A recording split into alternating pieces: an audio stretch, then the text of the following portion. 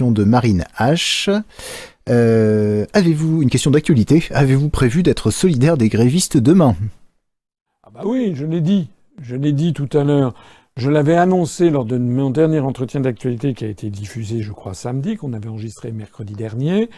J'en profite pour dire, il y avait un petit délai, mais il faut dire que le montage de nos entretiens d'actualité est vraiment de plus en plus spectaculaire et de plus en plus dynamique. Ça plaît beaucoup. J'en profite pour remercier Fabien et pour remercier tous ceux qui aident, c'est-à-dire des bénévoles, des adhérents de l'UPR qui bénévolement donnent des conseils ou même réalisent des petites animations. Un grand, grand merci à tous.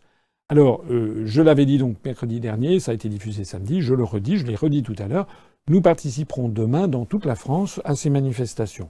Des manifestations où nous serons dignes, où nous serons sereins, et où on aura des tracts. Alors ces tracts, notamment celui sur la SNCF, vous le trouvez sur notre site internet, mais aussi sur les pages Facebook en téléchargement. Et puis sinon, si vous êtes militant, nous avons diffusé ces tracts, on les a envoyés normalement dans toutes les principales délégations départementales de France, ils ont des tracts.